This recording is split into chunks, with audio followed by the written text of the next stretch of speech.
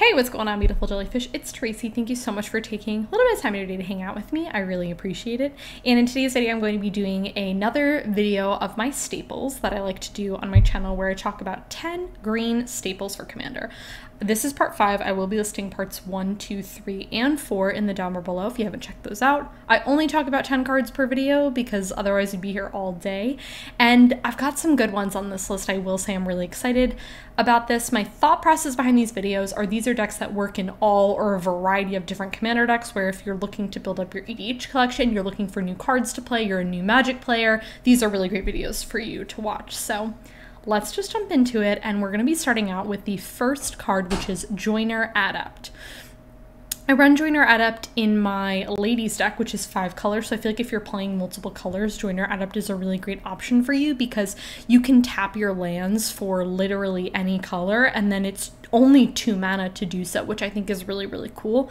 So I feel like if you're playing this in like 3, 4, 5 colors, you're really sensitive to your colors and you need to make sure you're able to cast your spells. This is a really solid option for you to play. And then, like I said, it's only 2 mana, which is really good. So the next card I really like, and that is Beast Whisperer. And it's so funny because I have this in Tasigur, and it's actually really funny because should I put this in AC as well too? I feel like this would work in AC. I don't actually have that many creatures in AC. You'd may be surprised about that. I don't know.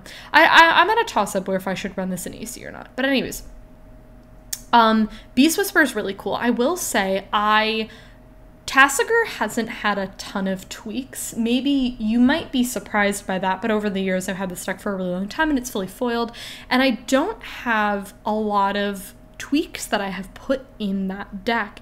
And Beast Whisperer is one of the most recent cards that I have put in there because I just really enjoy this card. I think it's very, very strong. It's very simple. Whenever you cast a creature, you get to draw a card. There's really not like a whole lot to say. It's just a really, really solid card. I would consider throwing this in Reen, but I only do multicolored cards in Reen, like multicolored creatures, which is the only thing that's stopping me. But with that being said, I really liked Beast Whisperer. If you're playing a really big creature deck, Beast Whisperer is like an auto-include. It's a great card. Gets to draw so many cards with it. It's awesome. Okay, the next card is Fierce Empath. I love Fierce Empath. I was so glad when I built, because I got this for AC, I believe. I could be wrong. I have to check about that. I feel like I run this in something, but I can't remember. I feel like it's AC, but this is really great for you're playing even just a handful of bigger creatures. You know, you're playing like 10 or so or something like that. Fierce Empath is a really solid card. It's also very budget friendly, which is great. It's very cheap. You can also get the foil for really inexpensive too, which we love. It's 3 mana, 1/1 ETBs. Search for a creature card with CMC 6 or greater. You do have to reveal it, but honestly, who cares? And then on top of that, you're left with a 1/1, which is a really great attacker or a really, probably really just mainly a good blocker. Fierce Empath is great. It's a great card. Okay. Noxious Revival is next.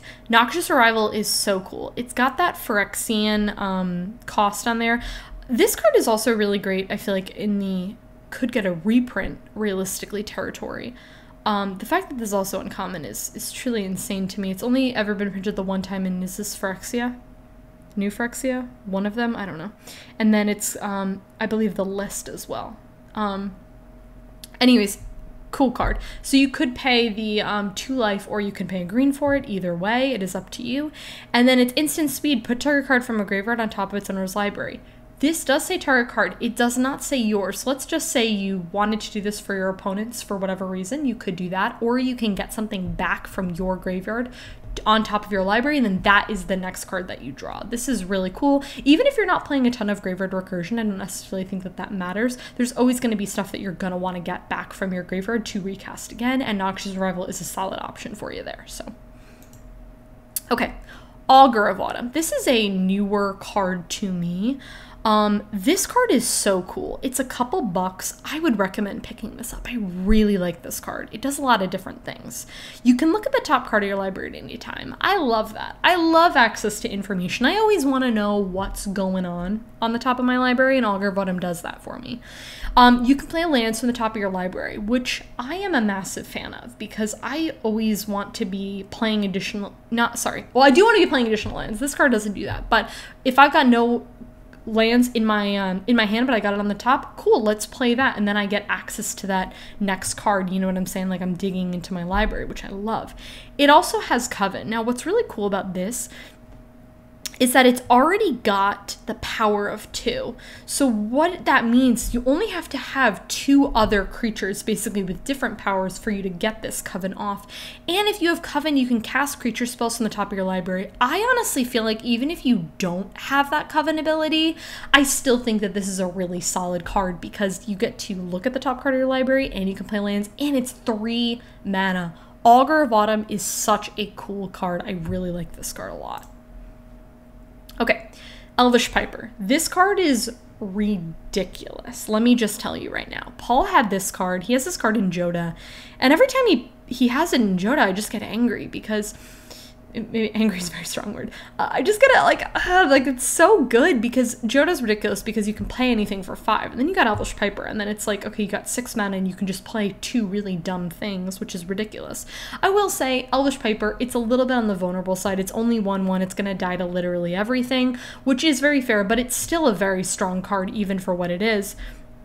It's 4 mana, and then for 1 green, and to tap it, you can put a creature card from your from your hand onto the battlefield. So you've got all these silly creatures in your hand that cost really, really big amounts of mana, and then you just get to put them on there for 1 mana, and then tapping this card. If you've got ways of untapping this, and you can just play multiple things, absolutely insane. Yeah, this card's incredible. Like, this with Fierce Empath, to get your big thing and do that, that's like a really great little thing right there. Love that. Okay, Tooth and Nail. This brings me back to, does anyone remember in my modern days when I played Tooth and Nail? That was a fun time. Okay, it was Amulet Titan, for those curious. It was super fun time. Okay, so it's 7 mana, however, you're gonna wanna entwine this so you can do both. So choose 1. Search your library for up to 2 creature cards, reveal them, and put them into your hand, then shuffle your library. Or put 2 creature cards from your graveyard onto the battlefield if you paid the entwine cost. So here's the thing, is you're always going to want to pay the entwine cost on this because this card, I will say, it's a little mana intensive, I feel like, for what it is. You're tutoring for 2 cards and you're putting them onto the battlefield. But here's the thing. If you're getting these really, really, really big threatening things, you could just so easily do a lot of really, really silly things with this, right? Because you're paying, what is that? 7. So you're paying 9 mana to tutor for 2 things and put them on the battlefield. So if you get one thing that's like 8 mana and another thing that's like 6 mana, okay, well, you just like tutored for your 2 really, really good things and you get to just put them on the battlefield. So incredibly cool. If you're playing this, you got to do the entwine cost. Also, you're playing green, so you're going to be mana accelerating, all that sort of stuff. Tooth and Nail, it's a great card. I actually had to look to see if it was banned because I couldn't remember. Hopefully, I looked and it wasn't, but I really hope that I'm not wrong. I've been known to make mistakes, you know.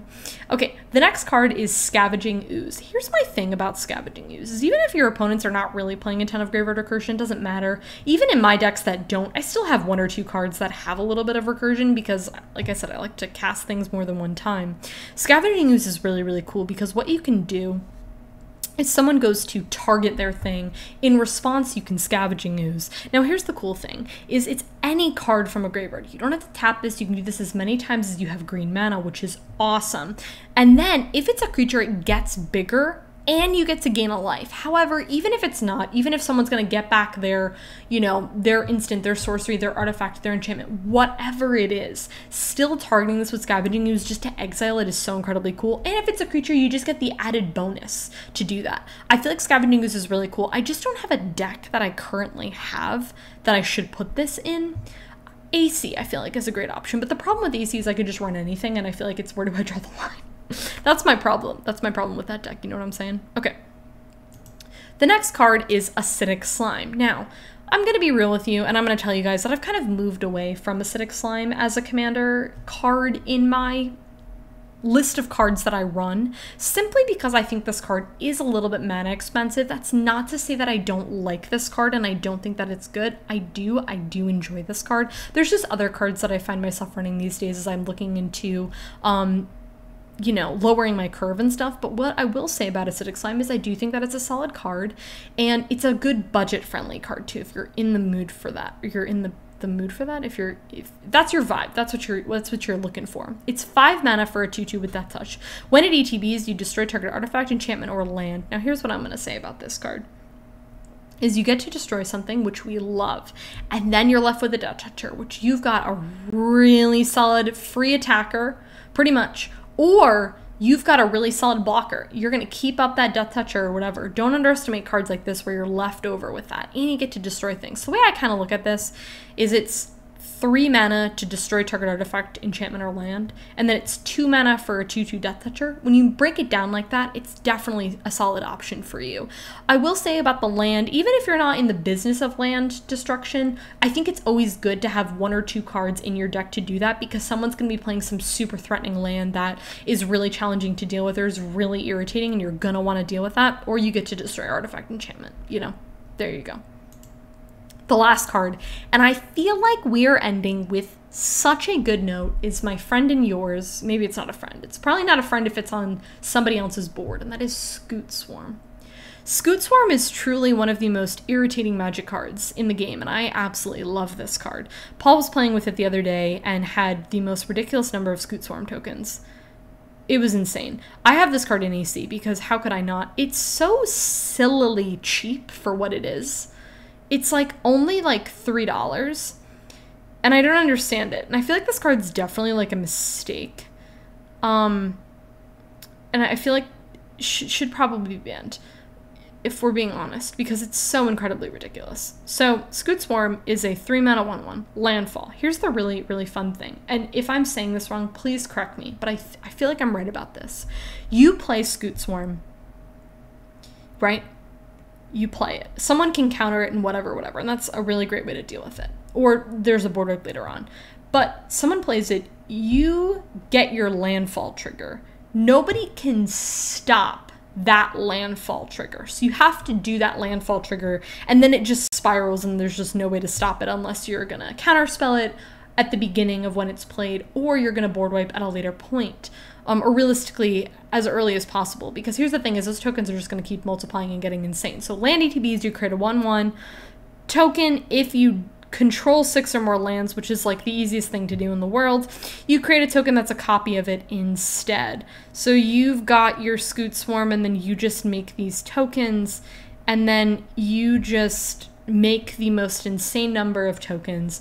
I feel like if there's one card that I mentioned in this video for you to run, and you have $5, buy yourself a Scute Swarm, because you will be making the most obscene number of tokens with this. You're going to be making all those Scute Swarm tokens, and then they just multiply and multiply and multiply and multiply. And it's like the episode of Yu-Gi-Oh! Where, you know, there's just a million Karibos, and then what do you do against a million Karibos? What do you do against a million Scute Swarms? You die. That's what happens.